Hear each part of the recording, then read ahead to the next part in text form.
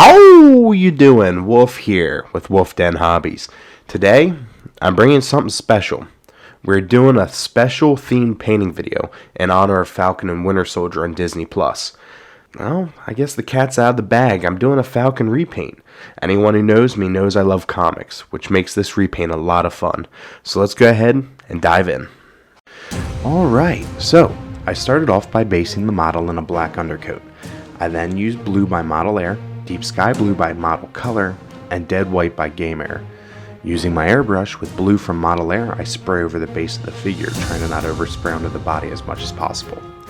With basing it in a black, it isn't too hard to get black and cover it up with the black you undercoated it in. With the darkest blue sprayed all over the clouds, I then add some of the deep sky blue into the mix and mix it into my airbrush pot. You know, it's kind of funny. My wife thought it looked like water, but I swear it's clouds. But I'd say it's more like an overcast day. You know, get it? The color was originally a super light gray and looked like stones. So instead I chose to paint it to look more like he was in the sky. Now, however, I am by no means a cloud scientist. But come to find out that painting a rubber figure works pretty good with the airbrush. Great coverage. But with a regular paintbrush, the coverage isn't that easy. So, right, let's get those brains back into the clouds. I'm focusing on the raised areas, leaving the darker blue at the bottom. I add a little more deep sky blue into the mix each time until I get the desired brightness with that color. At the end, I add some of the dead white into the mix until I get into the brightest point that I want it to get. But at that point, I'm only spraying the tips of the waves. Ooh, I mean clouds. Now that the cloud waves are done, it's time to start on his body. I use Fire Red by Model Air as my first layer. After each layer is done, it's good to let it dry before adding the next layer so you don't ruin the paint you just laid down. You know, back when I was a werepup, I tried huffing and puffing the paint dry. But come to find out, it's just easier and faster to use a hairdryer. I mean, come to think of it, honestly, I don't really know if I'm a werewolf. Typically werewolves are humans that turn into humanoid wolves, but I'm just a wolf with a man's body. I can only guess that it's along the lines of Batman and Man-Bat. So, Wolf-Man and Man-Wolf? As you can see, I used plastic wrap to cover the bottom of the figure to try and keep as much paint off of it as possible. Plastic wrap is absolutely amazing when it comes to things like that. Once the Fire Red is to my liking, I then mix in some of the brighter red from Model Air to start with the highlights. I'm focusing this red above the shadows or bottom of the figure. So as I go, I add more of this red to the pot to cover less of the figure. Once that step is done, I then bring in my light red by Model Air to brighten up where I would assume light would cover, followed by mixing in some white for the only brightest sections, the ones that would be, I would assume, closest to the sun. Now, complete disclaimer. I was kicked out of light wizardry classes. Apparently, howling at light sources is frowned upon. I mean, who would have guessed?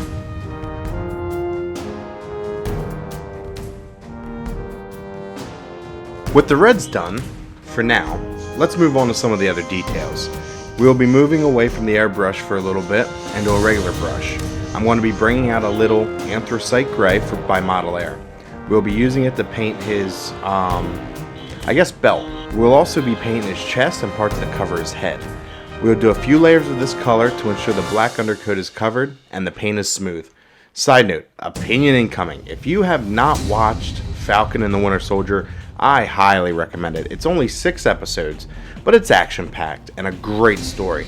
No, I'm not paid by Disney, but Marvel right now is kicking it out of the park with their miniseries. Don't worry though, this video or future videos will be spoiler-free.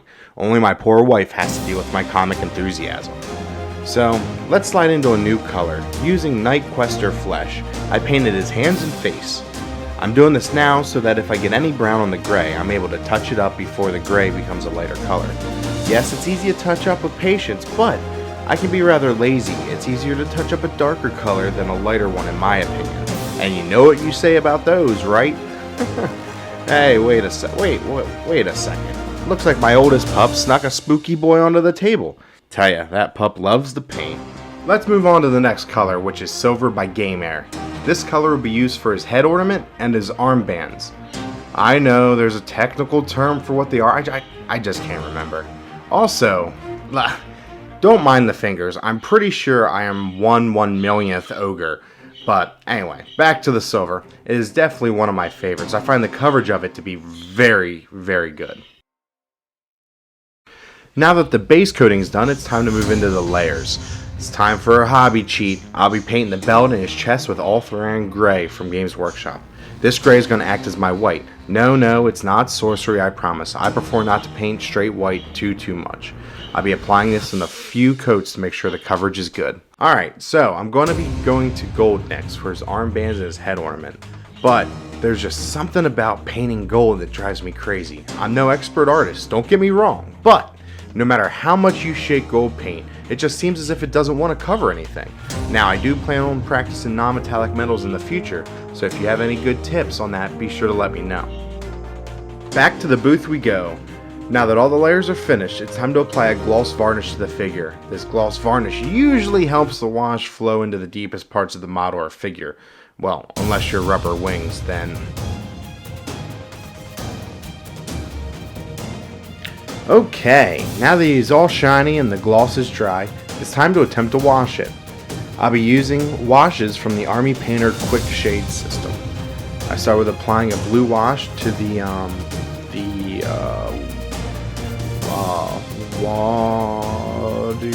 base to help darken the recesses and bring the shades of blue together just a little bit more. Whew, that was close. I'm going aggressive with this, but I'm now second guessing what I know about clouds and water. While working with this wash, make sure to remove any excess you don't want hanging around. So far, these quick shades by Army Painter are my favorite washes to use. Every now and again I will use GW washes like the Holy Grail, Nolan Oil.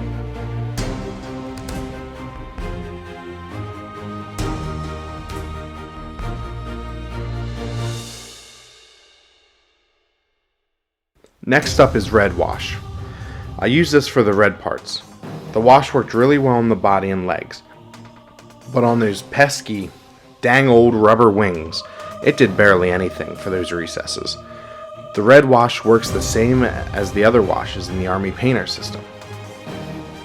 Just to mention though, I am mixing these washes with the Army Painter mixing medium to help prevent any staining. As I said before, if the wash starts to pool or ends up where you don't want it, just take a brush and wick it away. And then finally, that brings us to one of the last steps, soft tone, for the metals and his skin. Now because of the controversy surrounding the base, I decided to go back and give it a good old vigorous dry brushing of white. And what I could only perceive to be a desperate attempt at whatever a cloud is. I also painted his eyes in as well. Once everything is done, I then sealed him on up with some dull coat.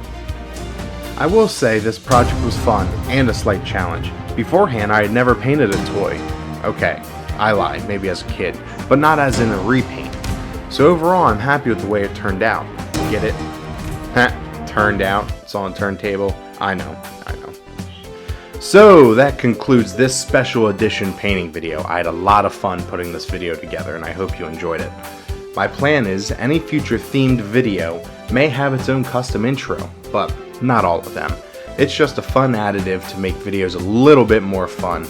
So, as always, feel free to share what you're working on. I love to see it.